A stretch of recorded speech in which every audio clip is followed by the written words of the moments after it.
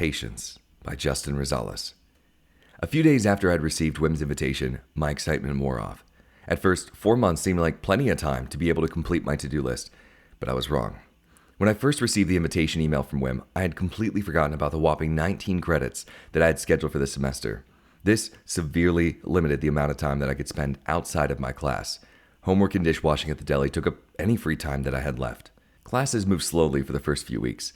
Luckily, my professors were kind enough to let me reschedule my finals. As long as I provided them with a proof of plane ticket, then they would approve my excuse.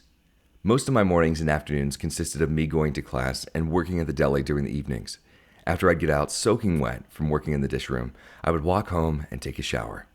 When I was clean, I'd pack up some food and walk 30 minutes to my research lab to work on my homework for a few hours. On multiple occasions, I found myself pulling all-nighters to complete an assignment that was due the next day. It was a hard time for me, but I accepted the sacrifices. I'm usually a very social person who loves to hang out with as many people as possible, but there wasn't enough time anymore. I lost most of my friends that semester. They knew that if I wasn't working at the deli, I was either in class or doing homework in the Moore building, which was where my research lab was located. The only people I talked to were my family, my coworkers, Jarrett, my girlfriend Brooke, and Dave Hanneman. Luckily, Dave and I were in the same major and therefore a lot of the same classes together. There were a few nights where I would travel to Moore and Dave would come along. We didn't talk much because we usually had a lot of work to do, but it was nice to have his company. Some days, his presence was the only thing that got me through that night. One day, in the middle of February, I suddenly got a burst of inspiration. Because I couldn't decrease the amount of time that it took me to receive paychecks, I decided to tackle another item on my to-do list, my passport. After a phone call to my mother, I learned that I would have to pick up an application from the local post office. So that's what I did. After examining the application, I noticed that I needed to include two 2x2-inch photographs of my face. I didn't know how to get those done myself, so I called the post office and just tried to figure out where I could go to get my picture taken. They explained to me that I could take my picture at their facility as long as I made an appointment. Then they transferred me to another line where I was greeted by someone's voicemail. I left my name and phone number and asked whoever received the message to return my call at their convenience. Well, they never returned my call. I even called back 10 more times over the next few weeks, but I never heard back. Frustrated at how difficult it was proving to get my picture taken, I decided to try it myself. Couldn't be that hard, right? Wrong. I took several pictures of my face using my laptop computer and cropped them suitable to the government's guidelines.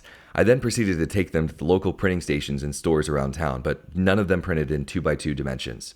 I felt hopeless, so I did what any other college student does when they run out of options. I asked my parents for help. When I spoke to my father over the phone and explained my dilemma to him, he told me that it was an easy problem to solve. He told me that the Rite Aid in my hometown took passport photos at a very low cost. Awesome, I thought sarcastically. Now I just have to find a way to drive 3 hours to my hometown, get the picture taken, and drive 3 hours back. How am I going to do that when I already don't have time to spare? I had to wait another 2 weeks before I could find the time to drive to Sharon. It was my first day off in a while, and I skipped my last class of the day so that I could make it home. The actual process of getting my picture taken turned out to be much easier than I had expected. It only took 10 minutes and a few bucks to finish something it had taken me weeks to accomplish. I dropped the pictures and my application off at the post office in my hometown and made my way back to school. I returned to State College with a heavy workload waiting for me. Apparently, putting off one day of homework is enough to leave me struggling to catch up for days.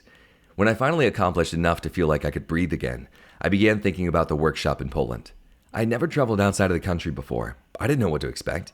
The scariest thing that came to my mind wasn't, will I get lost? It was, what if I lose my money before I meet Wim and don't have a way to pay for the workshop?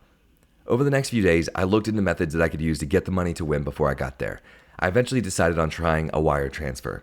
Wire transfers have acquired a lot of bad press due to the amount of email scamming that goes on nowadays, but after looking into it, it seemed safe enough.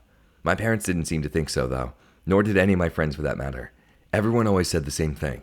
That sounds shady, man. I wouldn't do that if I were you. Well, after Wim sent me his bank information via email, I started to believe them.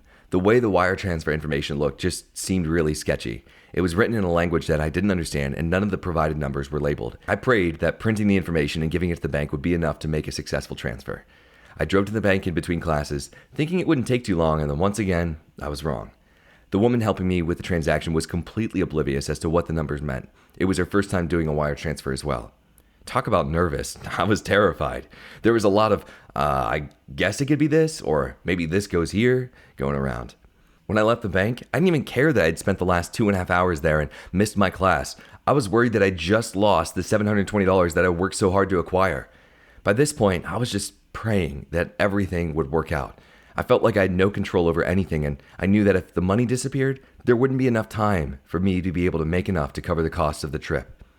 I sent Wim an email when I got home, just begging him to send me an email when he received the money.